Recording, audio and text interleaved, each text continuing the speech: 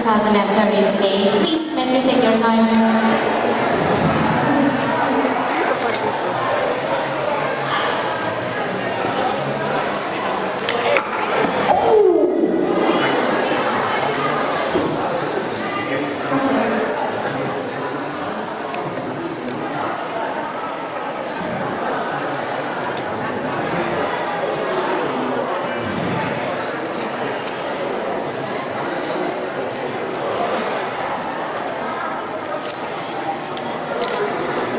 Good morning, ladies and gentlemen. My name is Mattew, Devon, and Candra. I am representing my school, which is the Petra Junior High School of Kediri. Now, today, I want to ask you a question. Do you have someone that you admire, someone that you just respect, or someone that just looks appealing to you? Now, I'm sure you have. I want to ask you a question again. Have you ever heard the story called Police Story Super Cop? It was starred by Mr. Jackie Chan himself. Yes, Mr. Jackie Chan was a very valuable asset in the movie industry.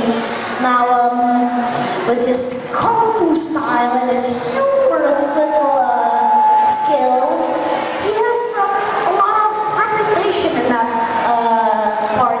And in that movie, he was acting as an honest policeman who didn't take any prize from the badness. He punched and kicked off those badness. He defeated them all.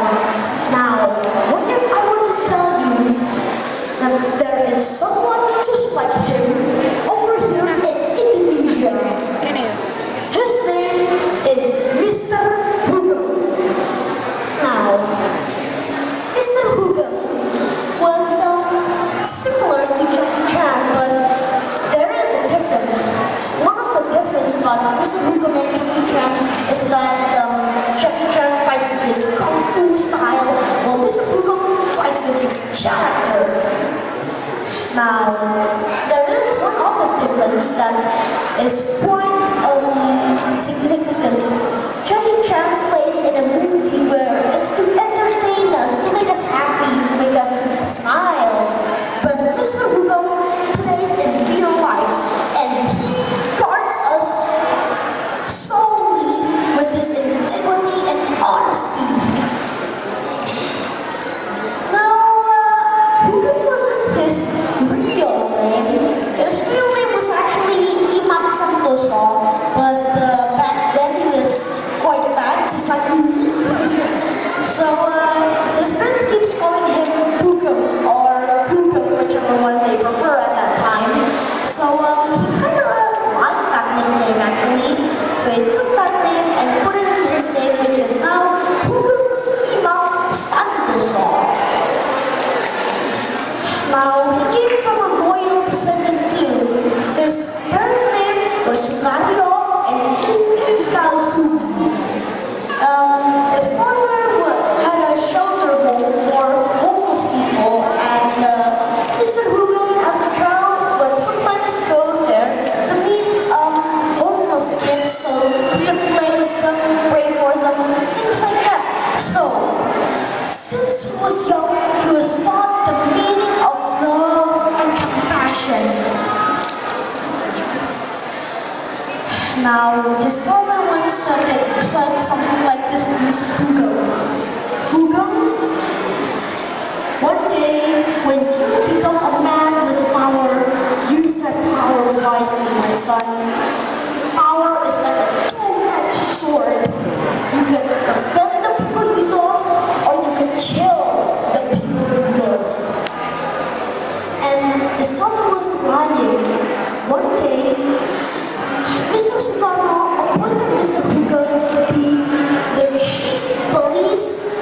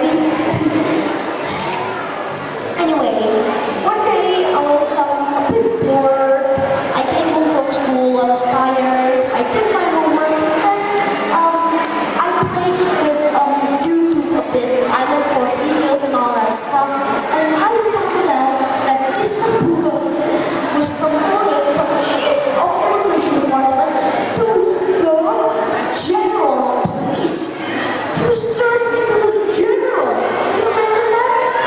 Anyway, in that movie, he was being interviewed by an American in a car. Now, at that time, the car was stopped due to a traffic jam. So Mr. Blue came out of his car and he spotted, why are there no policemen over here? He took his general staff and led the traffic firmly with humility. Can you imagine that? He did something that someone below his rank, like what any ranks below him would have done. He did what common policemen did, but at that time he was the general, controlling traffic. Wow, this guy is really, really powerful. He's a figure of integrity and honesty, and that was why his subordinates really respected him. Now, we can see this character in our Jakarta governor, Jokowi. I'm sure you know him. And one of the similarities that Mr. Jokowi and Mr. Bugum has is that they both are familiar and they don't feel ashamed to use the term blusuan. Now, Mr. Jokowi likes to blusuan from kampung and kampung and kampung in order to supervise Jakarta. And so did Mr. Bugum.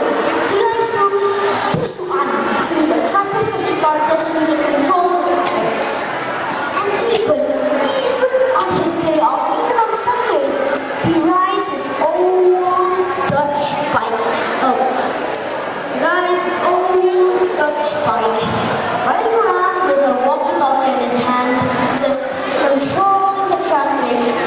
And when he's done with that, he goes home to his house and he likes to karaoke it out. So he calls in his friends and families and people like that around him so they can sing some Hawaiian songs. Yeah, he really likes Hawaiian songs.